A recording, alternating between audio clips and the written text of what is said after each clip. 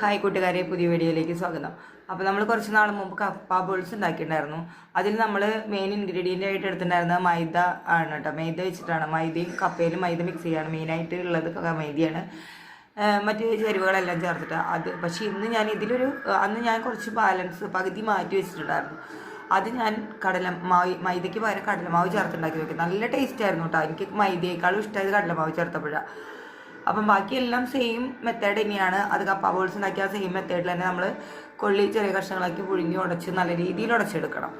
ആ ഒരു രീതി തന്നെയാണ്. അപ്പോൾ എന്നും പറയുന്നത് പോലെ തന്നെ ഇന്നും ഞാൻ പറയാണ്, വീഡിയോ ആദ്യമായിട്ടാണ് കാണുന്നതെങ്കിൽ എന്നെ ഒന്ന് സബ്സ്ക്രൈബ് ചെയ്യുക, സപ്പോർട്ട് ചെയ്യുക, ലൈക്ക് ചെയ്യുക, കമൻറ്റ് ചെയ്യുക, ഷെയർ ചെയ്യുക. ഓക്കെ, പിന്നെ ബെൽ ബട്ടൺ ഒന്ന് ടച്ച് ചെയ്ത് ഓൾ ഓപ്ഷൻ സെലക്ട് ചെയ്യുക.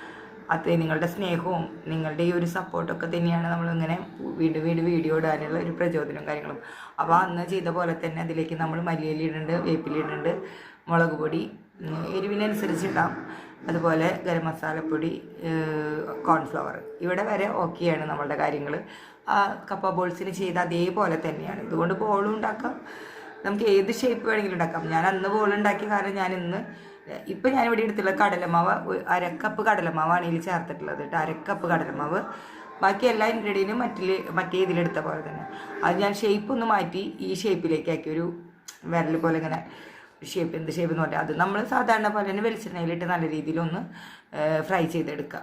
എനിക്ക് മൈദയിൽ കപ്പ ബോൾസ് ഉണ്ടാക്കി കഴിച്ചതിനേക്കാളും ടേസ്റ്റ് തോന്നിയത് ഇങ്ങനെ കടലമാവ് ചേർത്തിട്ട് ഉണ്ടാക്കിയെടുത്തതാണ് കേട്ടോ. നല്ല ടേസ്റ്റായിട്ട് തോന്നിയത്. അപ്പോൾ എല്ലാവരും ഇതൊന്നും ഉണ്ടാക്കി നോക്കി നോക്കുക, രണ്ടും ട്രൈ ചെയ്ത് നോക്കി നോക്കുക. എന്നിട്ട് ഏതാണ് നിങ്ങൾക്ക് കൂടുതൽ ഇഷ്ടമായി എന്ന് വെച്ചാൽ അതൊന്ന് കമൻറ്റ് ചെയ്യുക.